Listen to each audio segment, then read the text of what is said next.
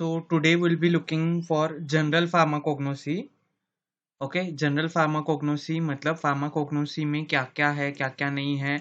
और general pharmacognosy खुद भी एक टॉपिक है कोग्नोसी का, जिसके रिलेटेड बहुत सारे क्वेश्चंस आते हैं। Okay, so let's begin with it. So first of all, related to pharmacognosy I would be discussing few points. जैसे कि आप देख सकते हो, मैंने यहाँ पे जो कोग्नोसी के टॉपिक्स हैं उसके इंटरनल वो और उनका परसेंटेज वेटेज यहाँ पे दिया है।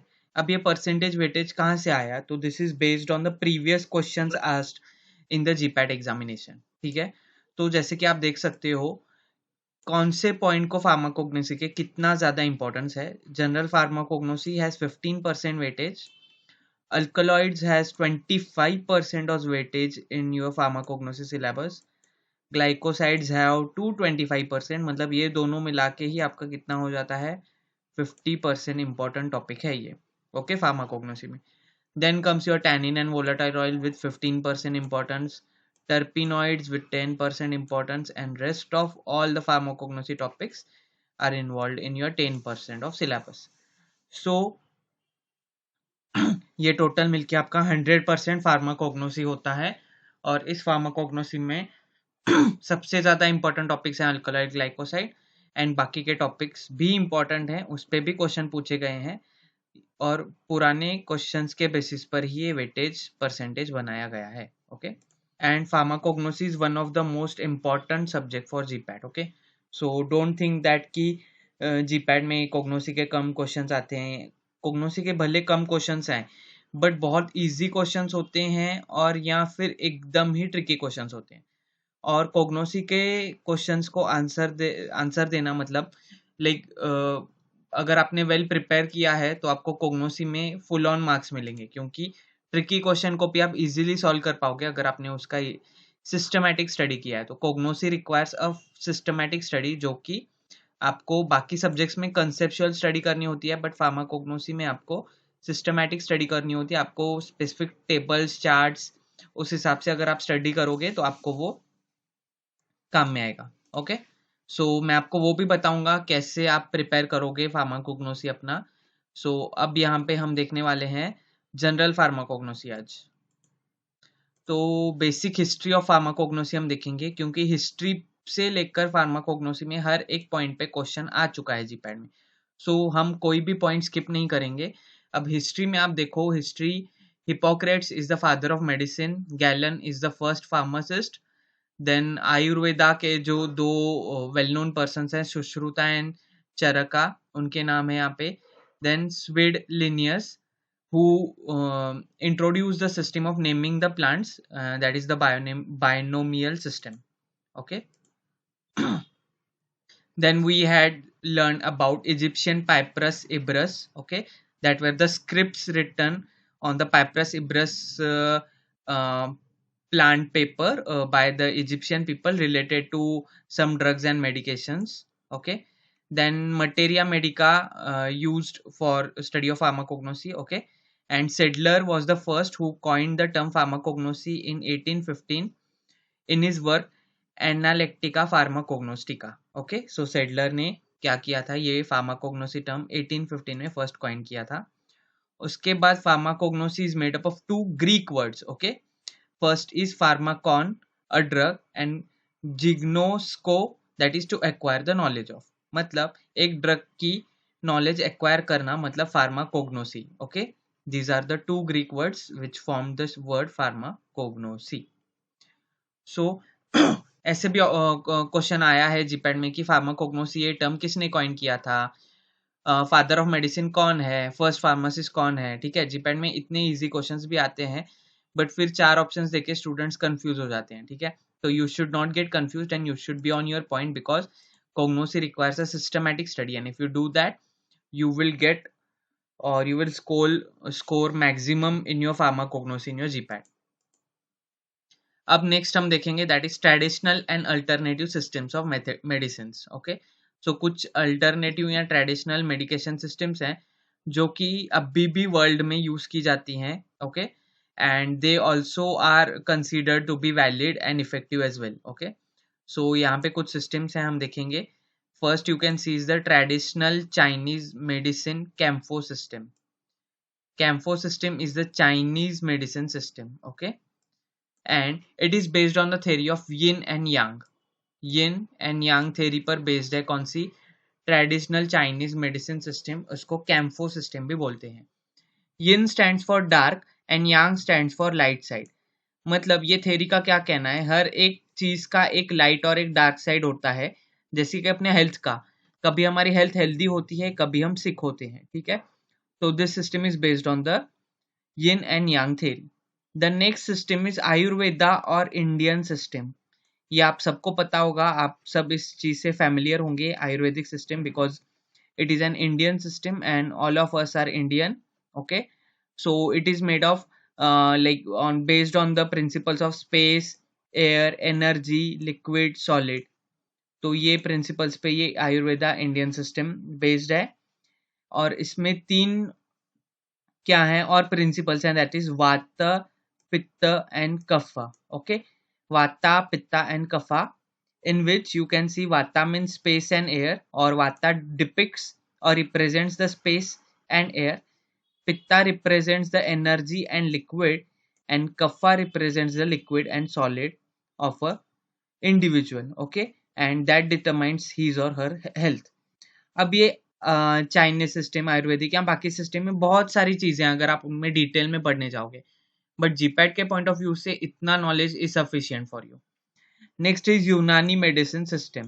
Okay, Aristotle Galen, father of natural history, introduced this Unani medicine system, and it is based on blood, phlegm, yellow and black bile. तो ये इसके कुछ प्रिंसिपल चीजें हैं जिसपे ये यूनानी मेडिकेशन सिस्टम बेस्ड है. Okay, and Aristotle Galen, who is the father of natural history, has introduced this Unani medication. Next is homeopathic. Homeopathic medication system के जो फादर हैं वो हैं Samuel Hahnemann, okay, and it works on a tagline named as like cures like, okay, और similia similibus curentur, similibus curentur, that is like cures like, इस principle पे ये homeopathic medication system based है, okay, and the father of this is Samuel Hahnemann. Next is Siddha medication system, then naturopathy, yoga system, then we have back flower remedies, okay. Back flower remedies was introduced by Dr. Edward Back, उनका यहाँ पे मैंने नाम दिया है, and aromatherapy, okay, was introduced by Gantley Foss. So these are few traditional or alternative medication system that you should know for your basic preparation in pharmacognosy. Next will be going forward to cell inclusions, okay. मतलब क्या हम pharmacognosy में ये सब नाम, ये सब चीजें पढ़ने वाले हैं, बट ये क्या होता है, बेसिक जो होता है आपके 11-12 में आपको ये बॉटनी में हो गया होगा, ठीक है, but still it's a bit confusing. तो अब आप अगर ये चार्ट्स देखोगे तो it would be more clear picture for you, okay. Cell inclusions या सेल ऑर्गेनल्स जो होते हैं अंदर सेल में, उन ऑर्गेनल्स में कुछ केमिकल कंस्टिट्यूएंट्स होते हैं, उनके बारे में हम डिस्कस करेंगे. जैसे कि you can see here reserve foods, excretory products and secretory products are the cell inclusions. And in reserve foods you can see carbohydrate, protein and lipid. These are the reserve foods in the cell, okay, and carbohydrates in the form of inulin, starch and cellulose. Next is excretory products which are not required to the plant, okay, और उसके examples हैं alkaloid, glycosides, tannins, resins, latex, volatile oil, mineral crystals, okay. ये क्या है, cell इनकल्जन्स, excretory product जो कि उस plant को नहीं चाहिए, वो इन चीजों को एक्सक्रीट करता है, और these are the secondary metabolites which we require and which we study in pharmacognosy specifically, है ना. Alkaloid, glycoside, tannin, resin, latex, volatile oil, mineral crystals. Next we have secretory products, okay, enzymes, coloring substances, nectar. These are the secretory products into the cells of plant. Next we will be seeing the plant cell here, okay. So plant cell is made up of cell wall and protoplasm. In protoplasm you can see nucleus and cytoplasm. Nucleus में है nuclear membrane, chromatin, karyolymph and nucleolus. In cytoplasm we have ectoplasm and endoplasm.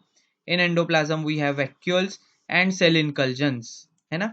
और इन cell inculsions में ये सब क्या है, ये सब ऑर्गेनिक कंपाउंड्स होते हैं. और कौन से सेल inculsions हैं वो आप देखो इस चार्ट में. तो we have living inculsions and non living inculsions. Living inclusions में आता है centrosome, mitochondria, Golgi complex, plastids, और उसमें आता है क्लोरोप्लास्ट, क्रोमोप्लास्ट एंड ल्यूकोप्लास्ट.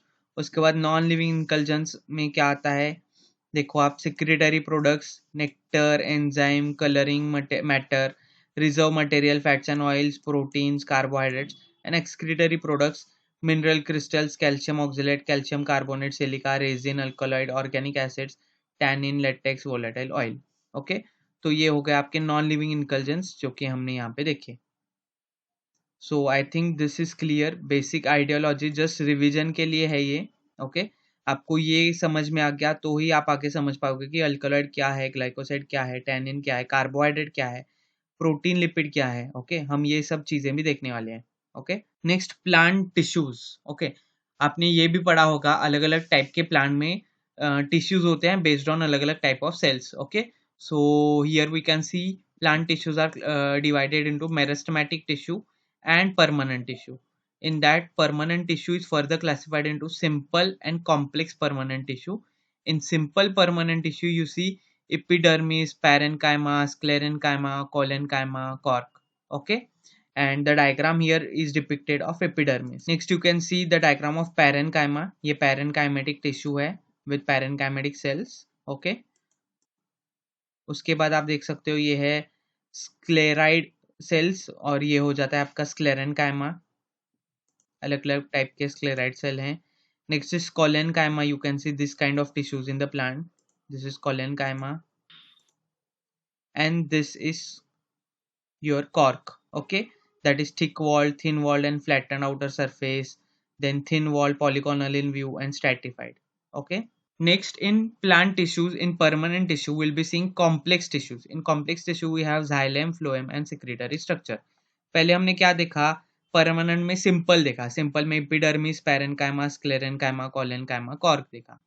अब हम क्या देखेंगे परमानेंट में, कॉम्प्लेक्स टिश्यूज. कॉम्प्लेक्स टिश्यूज के टाइप्स हैं xylem, phloem, secretory structure. Okay, तो ये आप देख सकते हो यहाँ पे नीचे डायग्राम. ये डायग्राम थी आपकी xylem की. ठीक है, 1 2 3 4 5 6 टाइप के xylem है यहाँ पे. Reticulate, pitted, bordered pits, annular, spiral, scalariform xylem. Next we have the diagram of phloem. Okay, LS और TS है फ्लोएम का. ये क्या है, परमानेंट कॉम्प्लेक्स टिश्यूज है प्लांट के, xylem, phloem. And next is secretory structure, जो कि कुछ तो सिक्रीट करता है जैसे कि nectar. Okay, so this is a secretory gland and this are the secretory structures where you can see latex cells in stem of euphorbia, latex vessels in phloem of stem of lobelia. तो ये कुछ तो secrete करते हैं secretory gland. Okay, उसके बाद हम जाएंगे, next is plant and epidermal cell structure. ठीक है, तो यहाँ पे कुछ मैंने फार्माकोग्नोसी के ड्रग्स के प्लांट्स एनलिस्ट किए हैं और उनका एपिडर्मल सेल स्ट्रक्चर कैसा है वो. ओके, और इस पर जीपैट पे बहुत बार क्वेश्चन आ चुका है, सो डोंट गेट कंफ्यूज्ड. ठीक है, सबसे बाहर की जो लेयर होती है ना एपिडर्मल लेयर, वो कैसी है, किस शेप की है. ठीक है, इन प्लांट्स के लीव्स में स्पेसिफिकली, जैसे कि सेना है, उसमें straight walled polygonal epidermal cell structure है. डिजिटैलिस में थिक वॉल्ड बीडेड है. हायोसीमस में वेवी है और बेलाडोना में वेवी विद स्ट्राइटेड क्यूटिकल है. ओके, तो ये अलग अलग टाइप के एपिडर्मल सेल स्ट्रक्चर्स हैं इन प्लांट्स के लीव्स में जो हमें दिखते हैं. ठीक है, अब यहाँ पे मैंने कितने, सिर्फ 4 ही प्लांट्स बताए हैं और उनके एपिडर्मल सेल स्ट्रक्चर. अब आपको मैंने जैसे स्टार्टिंग में बताया कि फार्माकोग्नोसी में यू नीड सिस्टमैटिक स्टडी. ठीक है, तो for systematic study I would recommend all the students जो भी ज्वाइन करने वाले हैं रेगुलर बैचेस के लिए, कि आप फार्माकोग्नोसी के लिए एक अलग से छोटी सी नोटबुक, भले पुरानी हो या कुछ भी हो, कैसी भी हो, एक अलग से छोटी सी नोटबुक बनाएं और उस पे ना आप एक एक पेज पे एक एक ऐसा क्राइटेरिया या प्रॉपर्टी मेंशन करें जिसके रिगार्डिंग आप वो उसकी इंफॉर्मेशन कलेक्ट करना चाहते हो. अब आपको मैं इंफॉर्मेशन कलेक्ट करना मतलब ऐसे नहीं कि मैं बोलूंगा आप जाके किताब पढ़ो और इंफॉर्मेशन कलेक्ट करो, नहीं, not at all. What will be doing, जैसे जैसे हम एक एक टॉपिक देखते जाएंगे वैसे वैसे आपको अलग अलग इंफॉर्मेशन मिलती जाएंगी, और बेस्ड ऑन दोज इंफॉर्मेशन आपको तभी के तभी नोटबुक में लिखते जाना है, ठीक है। तो जैसे कि आज हमें एक कैरेक्टर ये पता चला कि इपिडर्मल सेल स्ट्रक्चर, तो आप क्या करोगे, नोटबुक के एक पेज में आप 2-3 कैरेक्टर्स भी बिठा सकते हो, ओके। तो एक पेज का हाफ पार्ट में आप लिख सकते हो कि इपिडर्मल सेल स्ट्रक्चर और कौन से प्लांट में कौन सा इपिडर्मल सेल स्ट्रक्चर है। ये 4 हो गए, ये तो आपको पता है। अब जैसे जैसे हम आगे आगे पढ़ते जाएंगे वैसे वैसे हमें नए नए इपिडर्मल सेल स्ट्रक्चर्स या बहुत सारे और कैरेक्टर्स पता चलते जाएंगे, तो वो हम वहां पे इनलिस्ट करते जाएंगे। Next is conducting tissue system, that is vascular bundle, okay. मतलब क्या, वेस्कुलर बंडल मतलब मैं आपको पहले बता देता हूँ। जाइलम और फ्लोएम जब एक साथ प्लांट में होते हैं वो टिश्यूज, उसको दोनों टिश्यूज को मिला के हम बोलते हैं उसको वेस्कुलर बंडल। अब ये वेस्कुलर बंडल के बीच में कैम्बियम होता है, कभी कभी कैम्बियम नहीं होता, तो cambium is also you can say some kind of tissue cells, okay. तो कंडक्टिंग टिश्यू सिस्टम होते हैं, जाइलम और फ्लोएम का काम होता है प्लांट में कंडक्शन लाना, food transportation, water transportation, mineral transportation, ये सब काम कौन करता है, जाइलम और फ्लोएम, ठीक है। तो कंडक्टिंग टिश्यू सिस्टम में अलग अलग टाइप के वेस्कुलर बंडल्स दिखते हैं, ओके। मतलब वो जाइलम और फ्लोएम एक दूसरे के साथ कैसे प्रेजेंट है उस प्लांट में, उसके बेसिस पे हम अलग अलग टाइप के वेस्कुलर बंडल्स देख सकते हैं। जैसे कि first you can see here is collateral closed vascular bundle, okay, and it is only seen in monocotyledons. Am I audible to everyone? Hello? Yes, sir. Okay, देखो, फर्स्ट है collateral closed system, ठीक है, और ये vascular bundle मोनोकोटिलिडॉन्स में दिखता है, ठीक है। Next is collateral open system. Collateral है मतलब ये आप यहाँ पे देख सकते हो, yellow is for phloem, green is for xylem, मतलब ये येलो फ्लोएम, ये ग्रीन जाइलम हो गया, और इनके बीच में पिंक कलर का कैम्बियम है, ठीक है। तो इसको हम बोलेंगे collateral open vascular bundle, and it is seen in dicotyledons. Monocotyledons में कोलैटरल क्लोज्ड होता है, collateral open in dicotyledons vascular bundle. Next is bicollateral, okay, मतलब 2 बार बीच में कैम्बियम है, ओके, और उसके यहाँ पे you can see here is the xylem and यहाँ पे है phloem, okay, and this is bicollateral vascular bundle. And इसका एग्जांपल है ऑल कुकुरबिटेसी फैमिली, मतलब कुकुरबिटेसी फैमिली को बिलोंगिंग सब प्लांट्स में बाइकोलैटरल वेस्कुलर बंडल दिखते हैं, ओके। अभी आपको ऐसे भी क्वेश्चन आ सकता है कि कोई तो आपको ड्रग होगा कुकुरबिटेसी फैमिली का, और वो बोलेंगे इसमें आपको किस टाइप का वेस्कुलर बंडल दिखता है, तो you can write it is bicollateral, क्योंकि वो ड्रग जो है वो कुकुरबिटेसी का, और कुकुरबिटेसी के सब फैमिली वालों को बाइकोलैटरल वेस्कुलर बंडल है। नेक्स्ट इज एम्फीक्रिब्रल, ओके, और सेंट्रोजाइलिक और एम्फीक्रिब्रल वेस्कुलर बंडल, इसमें क्या है, फ्लोएम बाहर है, ओके, और जाइलम अंदर है, ठीक है। और नेक्स्ट इज एम्फी वेसल और सेंट्रोफोलिक, इसमें जाइलम बाहर है और फ्लोएम अंदर है। अब एम्फीसिब्रल और सेंट्रोसाइक्लिक का एग्जांपल है फर्न, एम्फी वेसल और सेंट्रोफोलिक का एग्जांपल है Acorus that is sweet flag, और ये आपका है सिंपल वेस्कुलर बंडल, ये वाला, ठीक है। मतलब क्या, यहाँ पे जाइलम और फ्लोएम अपने अपने जगह पे प्रेजेंट है, तो ये हो गया आपका सिंपल। बाकी हमने डिस्कस किए collateral close, collateral open, bicollateral, amphicribral and amphivasal, और सेंट्रोजाइलिक और सेंट्रोफोलिक, ओके। सेंट्रोजाइलिक नाम से ही पता चलता है, सेंट्रोजाइलिक मतलब जाइलम अंदर है, ओके, सेंटर में है, और इसके नाम में भी आप पता चलेगा सेंट्रोफोलिक, सेंटर में फोलिक है, कुछ तो फोलिक है मतलब फोलेम है, ओके। तो you can easily get that thing. Next are few terms that you should know in case of studying pharmacognosy, ठीक है। ये कुछ terms हैं जिनकी meaning you should be knowing, जैसे कि फर्स्ट है सेल्यूलोज। सेल्यूलोज क्या है, तो ये केमिकली कार्बोहाइड्रेट है in nature and is fibrous material of cell wall and together with lignin responsible for structural rigidity of plant.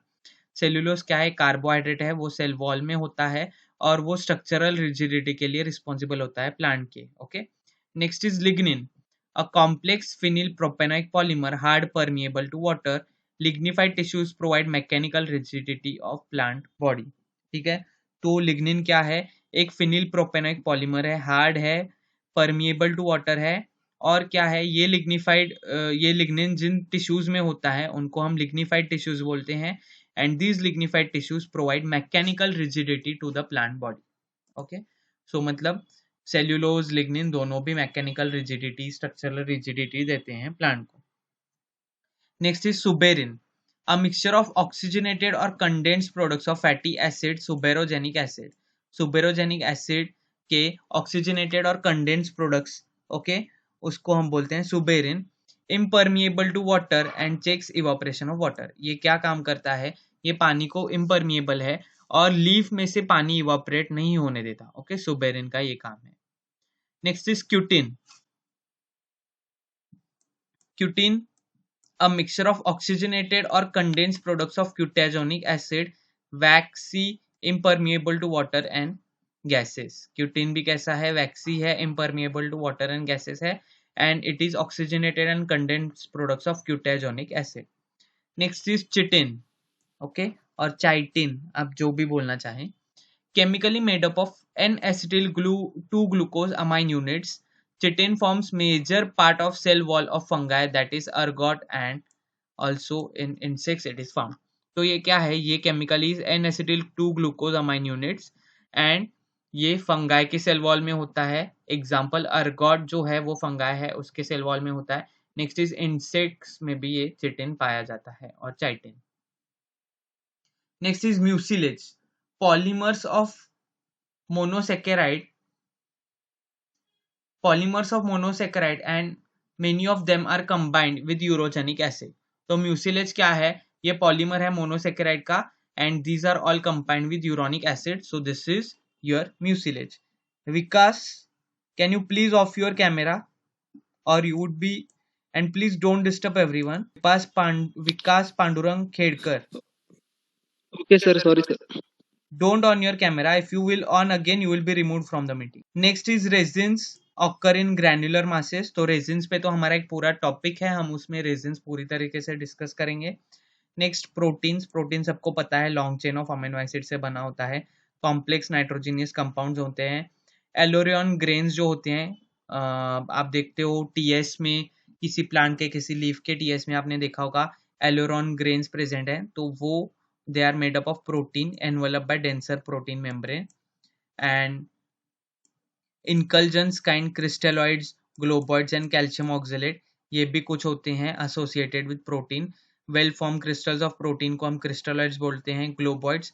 spear crystals consist of calcium, magnesium, organophosphenic acid and calcium oxalate। rosette is form of prism, needles are rare। तो ये क्या है, तो ये कुछ associated structures हैं protein के साथ जो कि आपको प्लांट्स में दिखेंगे। Next is plant growth regulators, okay, मतलब प्लांट की ग्रोथ को रेगुलेट करने के लिए ये कुछ प्लांट ग्रोथ रेगुलेटर्स हैं, and these are plant hormones. Okay, what are these are plant hormones specifically, और we can say them as plant growth regulator. तो first plant hormone is auxins, okay, and auxins क्या है, तो वो tryptophan जो amino acid है उससे derived होते हैं, and the most common or most widely seen auxin is indole acetic acid, okay, IAA. This is a natural auxin, indole acetic acid, okay.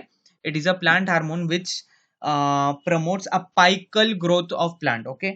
apical growth जो है plant की वो auxin करवाते हैं। next is gibberellins, gibberellin भी plant hormone है, almost 150 types of gibberellins are reported, okay। उसमें से GA3 जो है ना, it is most widely known, okay, GA3 gibberellic acid जो है, it is most widely known and most widely seen gibberellin। next is Kurosawa fungus जो है, उसमें फर्स्ट गिब्रेलिन पाया गया था। Kurosawa फंगस में कौन सा फंगस है, गिब्रेलिया फ्यूजिकोरिया, ये इस फंगस में Kurosawa नाम का गिब्रेलिन पाया गया था।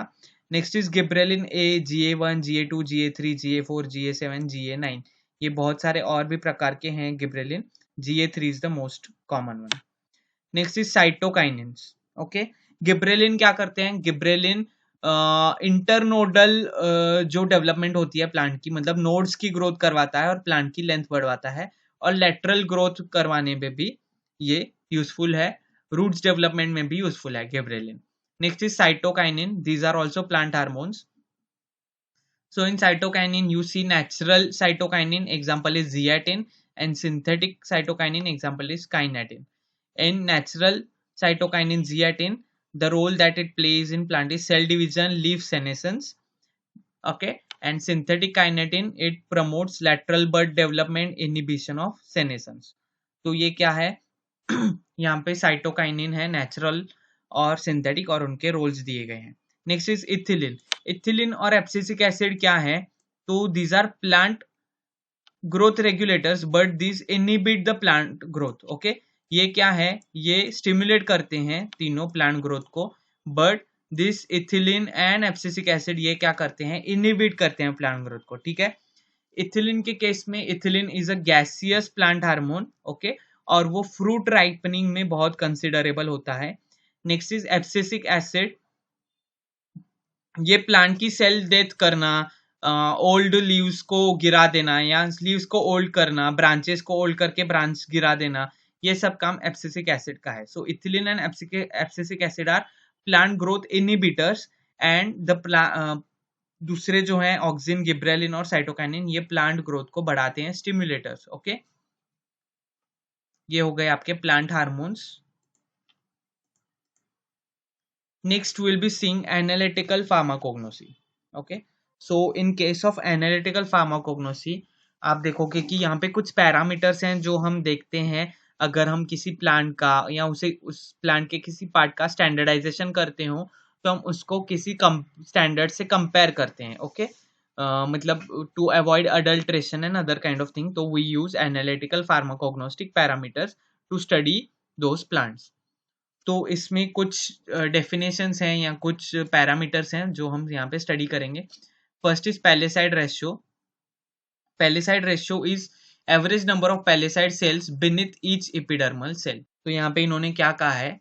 Average number of palisade cell under each epidermal cell is the palisade ratio. मतलब एक एपिडर्मल सेल के नीचे कितने पैलिसाइडल सेल्स हैं, that will give the palisade ratio. Okay, next we have vein isolate number. Number of vein isolates per square mm of the leaf surface midway between the midrib and the margin.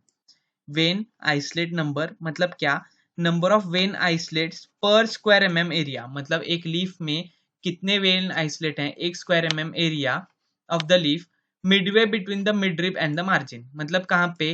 ये आपका अगर for example leaf है, okay, तो इसके बीच में, मतलब midrib और margin, okay, leaf की, इसके बीच में जो एरिया है, इसमें आप काउंट कर सकते हो पर स्क्वायर सेंटीमीटर में, पर स्क्वायर एमएम में कितने वेन आइसोलेट्स हैं. That is your vein isolate number.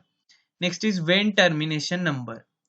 Number of veinlet terminations per square mm of the leaf surface midway between midrib and margin. मतलब सेम पोजीशन पे मिडरिब जो है leaf का, ये और ये जो साइड की लीफ की मार्जिन है, ये इनके बीच में कितने वेनलेट टर्मिनेशंस हैं, okay, per square mm. That will give you the vein termination number. Next is stomatal number. Average number of stomata per square mm of epidermis of the leaf. Stomatal number क्या है? Average number of stomata per square mm of the epidermis of the leaf. मतलब leaf के epidermis पर square mm area में कितने stomata हैं. That will give you the stomatal number of that leaf और that plant. Next is stomatal index. What is stomatal index? It is one of the important, okay? It is the percentage which the number of stomata from to the total number of epidermal cells, each stoma being counted as one cell. देखो यहाँ पे क्या दिया गया है, stomatal index क्या है? एक तो वो परसेंटेज वैल्यू है, ठीक है, stomatal index, in which the number of stomata from to the total number of epidermal cells. मतलब epidermal cells कितने हैं और उसमें कितने stomatal सेल्स हैं, that will give you the stomatal index. Okay, मतलब कितने एपिडर्मल सेल्स में कितने स्टोमेटा प्रेजेंट है, और ईच स्टोमेटा को एक सेल ऐसे काउंट किया जाता है. और ये स्टोमेटल इंडेक्स कैसे काउंट किया जाता है? एक फॉर्मूला से. Okay, SI stands for stomatal index. Stomatal index equals to S upon E plus S into 100, where S equals to number of stomata per unit area and E equals to number of epidermal cells in the same unit area. Okay, मतलब S कितने stomata sales हैं उस area में, और उसी area में कितने epidermal cells हैं वो हो गया ई। तो S upon E plus SE200 is your stomatal index. ये फॉर्मूला बहुत इंपॉर्टेंट है, जीपैन में 2-3 बार पूछा गया है। ओके, या फिर फॉर्मूला दिया हुआ होता है पूछते हैं S मतलब क्या, E मतलब क्या। ओके, ठीक है। Next is lycopodium spore method for percent purity. Percent purity of a powder drug calculate करने के लिए हम लाइकोपोडियम स्पोर मेथड यूज करते हैं। उसका यहाँ पे हमारे पास फॉर्मूला है, percent purity of drug equals to N into W into 9000 sorry 94,000 into 100 upon S into M into P। ठीक है, तो यहाँ पे NWSMP क्या है वो यहाँ पे डिपिक्टेड है। N क्या है, number of characteristic structures in 25 fields, W is weight in mg of lycopodium taken, S is the number of lycopodium spores in same 25 fields, M is the weight of mg of sample dried at 105 degrees Celsius, and P is 28600 in case of ginger starch grain powder. Okay, तो ये इसकी values हैं for determining the lycopodium spore method for percent purity. अब हम आएंगे stomata पे। तो I think so हमारा जो 40 मिनट्स का मीटिंग है वो एंड हो रहा है, तो आप रिजॉइन कीजिए इसी सेम लिंक से और फिर हम स्टोमेटा स्टार्ट कर। तो अब हम देखने वाले हैं स्टोमेटा। यू कैन सी यहाँ पे मैंने डायग्राम भी दिया है स्टोमेटा का, तो you can just recognise what we are talking about. Okay, यहाँ पे स्टोमेटा में क्या होते हैं, दो गार्ड सेल्स होते हैं। ओके, ये किडनी शेप दो गार्ड सेल्स हैं और साइड में सब्सिडरी सेल्स होते हैं। Okay, and this is your stomata. ठीक है, और stomata is responsible for transpiration, that is respiration, gaseous exchange. Okay, transpiration में नहीं बट गैसियस एक्सचेंज में ज़्यादा इंपॉर्टेंट है। ओके, रेस्पायरेशन इन प्लांट्स में, तो स्टोमेटा से गैसियस एक्सचेंज होता है आपके प्लांट में। तो अब हम देखेंगे स्टोमेटा के टाइप्स। ओके, तो स्टोमेटा बेसिकली दो टाइप्स पे, दो डिफरेंट टाइप्स पे क्लासिफाइड है। एक तो मतलब उनका ओवरऑल टाइप पे और दूसरा सब्सिडरी सेल्स के बेसिस पे। तो अब हम ओवरऑल टाइप के बेसिस पे हम स्टोमेटा का पहला क्लासिफिकेशन देखेंगे। तो there is most type stomata where the guard cells are united. Example is funaria. मतलब यहाँ पे आपको जो दो गार्ड सेल्स दिख रहे हैं, ओके, ये वाले दो किडनी शेप गार्ड सेल्स, ये क्या हैं, ये दोनों फ्यूज्ड होते हैं, दोनों अटैच्ड होते हैं, एक ही लगता है। ओके, तो गार्ड सेल्स क्या है, यूनाइटेड होते हैं। एग्जाम्पल इज यूनेरिया, और उसको मॉस टाइप बोलते हैं stomata. Next is gymnospermous stomata. Gymnospermous stomata में क्या होता है, ओवर और partially lignified guard cells 7। Okay, oval या पार्शियली लिग्निफाइड गार्ड सेल्स होते हैं, एग्जांपल है 7, इसमें ये होते हैं। मतलब क्या है, हम क्या देख रहे हैं कि ये जो दो किडनी शेप गार्ड सेल्स हैं, इसके शेप के बेसिस पे ये स्टोमेटा डिवाइडेड है। फर्स्ट मॉस टाइप जिसमें यूनाइटेड होते हैं ये गार्ड सेल्स, दूसरा है जिम्नोस्पर्मस जिसमें ओवल और पार्शियली लिग्निफाइड गार्ड सेल्स होते हैं। Third is gramineous. Okay, gramineous में क्या है, डम्बेल शेप गार्ड सेल्स, और ये देखो ये जो गार्ड सेल्स ऐसे किडनी शेप है ना, ये डम्बेल शेप होते हैं। डम्बेल, जिम में जो डम्बेल होती है ना वर्कआउट के लिए, उस शेप के ऐसे दो गार्ड सेल्स होते हैं। ओके, उनको क्या बोलते हैं हम, ग्रामिनीशियस स्टोमेटा। एंड वो ग्रामिनी फैमिली के सब प्लांट्स में ये डम्बेल शेप गार्ड सेल्स दिखते हैं, और किप्रेसी फैमिली के। ओके, तो आज से आपने अगर कोई भी प्लांट जो ग्रामिनी फैमिली का पढ़ा या जिसकी फैमिली क्रिप्रेसी है, उसका स्टोमेटा वो डम्बेल शेप्ड ही होगा। ओके, तो फॉर एग्जांपल आपको कोई तो पूछा गया, आई रिमेम्बर फॉर एग्जांपल कोई तो एक प्लांट है, ठीक है, सिट्रोनेला ग्रास, ठीक है, उसकी फैमिली ग्रामिनी है। तो आपको क्या पूछा जाएगा, सिट्रोनेला ग्रास में किस प्रकार का स्टोमेटा है, मॉस टाइप, जिम्नोस्पर्मस, ग्रामिनीशियस और डाइकोटिलीडोनस। तो पहले तो उस प्लांट की आपको क्या करना है, फैमिली याद करनी है। फैमिली याद करने के बाद आप बता पाओगे कि उसमें किस प्रकार का स्टोमेटा होगा। ओके, अगर वो ग्रामिनी का है तो उसमें ग्रामिनीशियस होगा, या किप्रेसी होगा तो भी उसमें ग्रामिनीशियस स्टोमेटा होगा। Next is dicotyledonous. Okay, dicotyledonous stomata, that is accurate guard cells bean shaped. मतलब जैसे कि इस डायग्राम में दिख रहे हैं, एकदम accurate bean shaped guard cells होते हैं, वो डाइकोटिलीडोनस प्लांट्स में हमें ऐसे वाले स्टोमेटा दिखते हैं। Okay, next is based on the subsidiary cells, वो कैसे प्रेजेंट हैं। ओके, उस गार्ड सेल के साइड में, उसके बेसिस पे ये स्टोमेटा फर्दर और भी क्लासिफाइड होते हैं based on the subsidiary cell present in them. Okay, तो पहले तो आप ये टाइप्स देख लीजिए, ठीक है।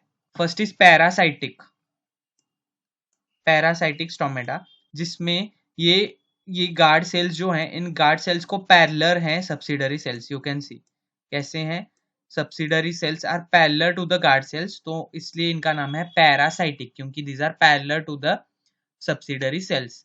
और इनका दूसरा नाम है रुबेशियस स्टोमेटा और पैरेलल सेल स्टोमेटा और पैरासाइटिक स्टोमेटा, ठीक है। तो एक ही स्टोमेटा के टाइप के तीन नाम है, पैरासाइटिक, रुबेशियस और पैरेलल सेल स्टोमेटा, जिसमें subsidiary cell is parallel to your कौन सा सेल है ये, बोलो बोलो बोलो, unmute. Subsidiary cell is parallel to your guard cell. Okay, kidney shape जो गार्ड सेल है उसको सब्सिडरी सेल पैरेलल है।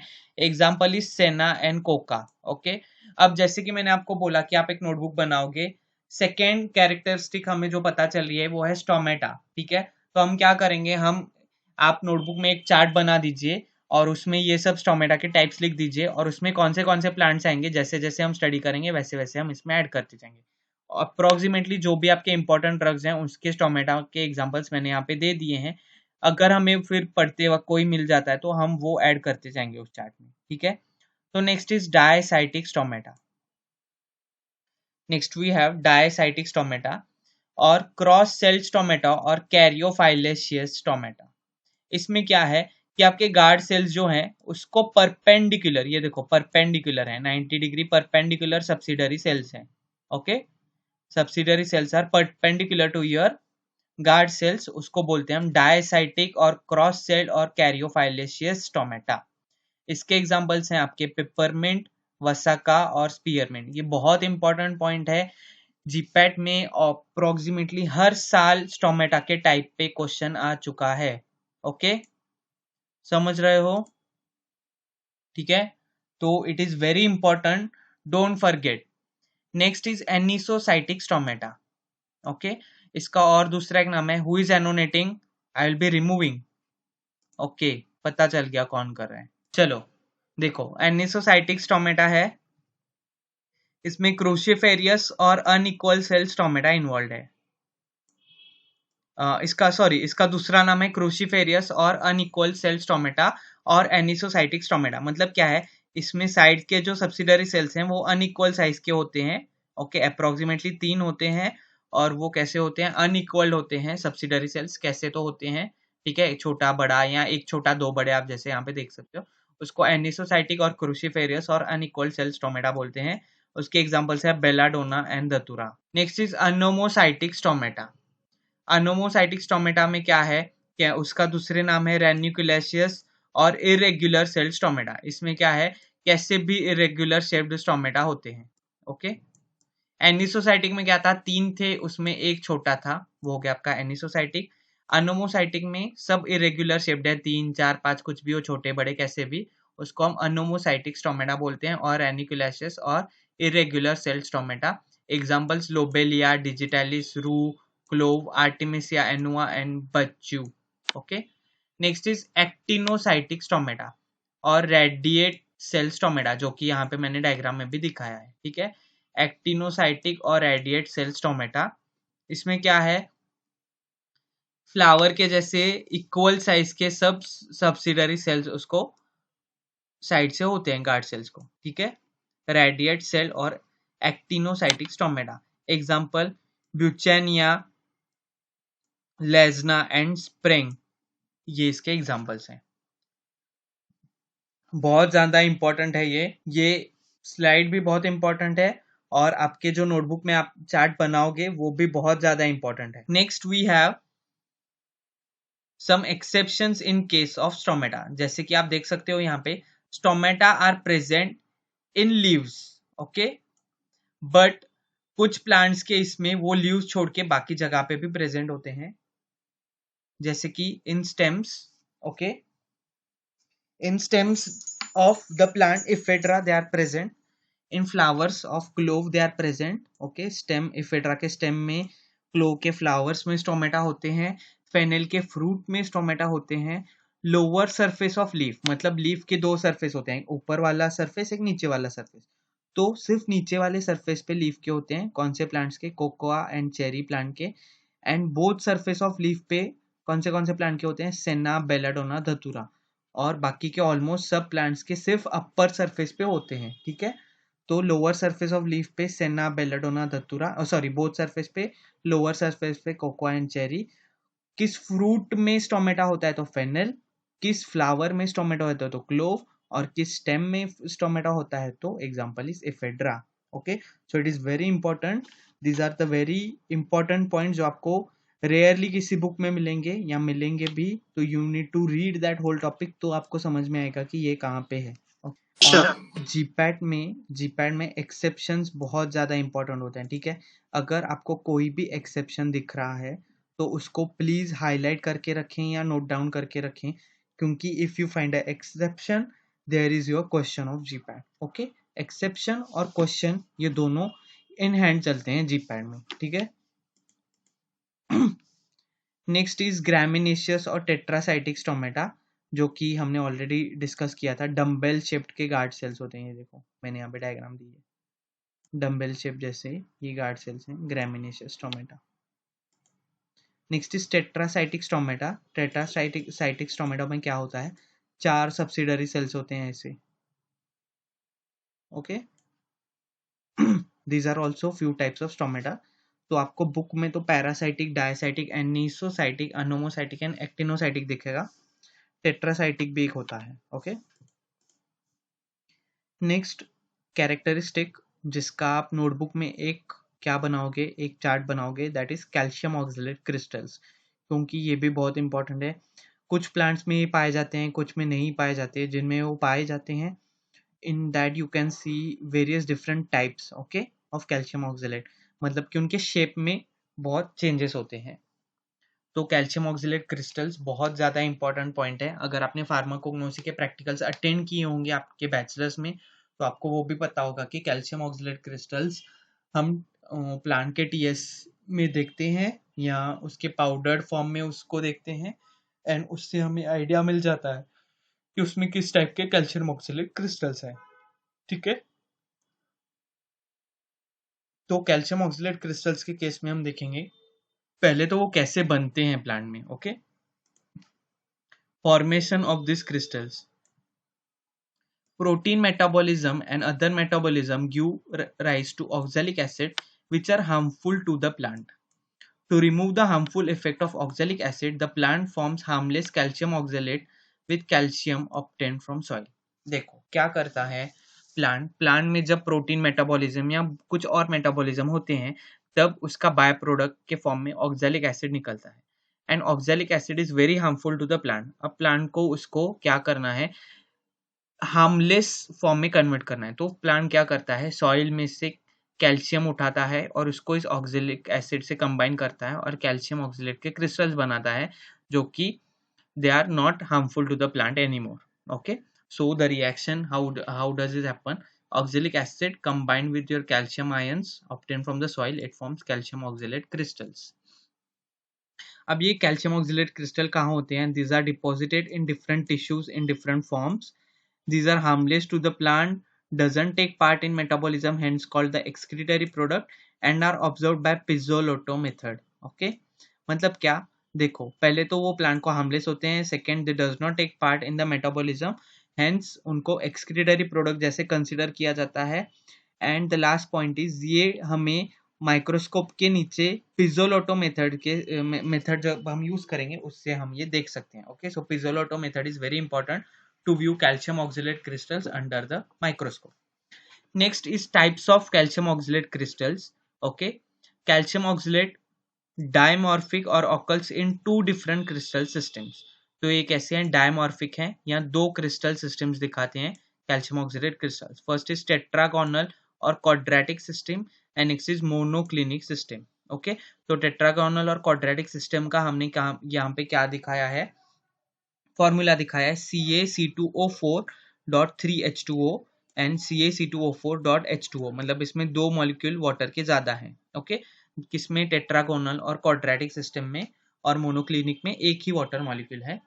तो ये दो फॉर्म्स में कैल्शियम ऑक्सलेट क्रिस्टल पाए जाते हैं, टेट्रागोनल एंड मोनोक्लिनिक. तो about tetragonal will be seeing first. Crystals contain 3 molecules of water of crystallization. इसमें 3 मॉलिक्यूल हैं वाटर ऑफ क्रिस्टलाइजेशन के. इसमें मोनोक्लिनिक में 1 molecule of water of crystallization है. Crystal have 3 axes which are at right angles to each other. The 2 axes lateral axes are equal and third axis may be smaller or larger than lateral axis, called vertical or principal axis. Less common in plants. These are less common seen in plants. इसमें जो crystal है उसमें 3 axis दिखते हैं, जैसे कि X Y. Okay, X Y और एक एक्सिस दिखता है वो कि जेड एक्सिस. ओके, जो एक्स और वाई होते हैं these are lateral axis. Okay, और जो जेड एक्सिस है इस क्रिस्टल्स के स्ट्रक्चर में वो छोटा या बड़ा हो सकता है. ओके, और जो जेड एक्सिस है उसको वर्टिकल या प्रिंसिपल एक्सिस बोलते हैं. जेड एक्सिस को वर्टिकल या प्रिंसिपल एक्सिस बोलते हैं, एक्स और वाई को लैटरल एक्सिस बोलते हैं. Okay, next is CaC2O4 dot H2O monoclinic system. 1 water molecule. Crystals को 3 एक्सिस होते हैं, 1 वर्टिकल और principal axis and the 2 lateral axis which are right angle to each other but only one axis is at right target to the principal axis. मतलब क्या कि इसमें तीनों में से सिर्फ दोनों में से जो दोनों lateral axis में से कोई एक ही एक्सिस है जो right target होता है प्रिंसिपल एक्सिस को, मतलब right angled होता है प्रिंसिपल एक्सिस को. Okay, and these are most common in plants. तो मतलब मोनोक्लिनिक सिस्टम के कैल्शियम ऑक्सलेट क्रिस्टल्स हमें प्लांट में ज्यादा दिखते हैं. टेट्रागोनल लेस कॉमन है, बहुत रेयर दिखते हैं. So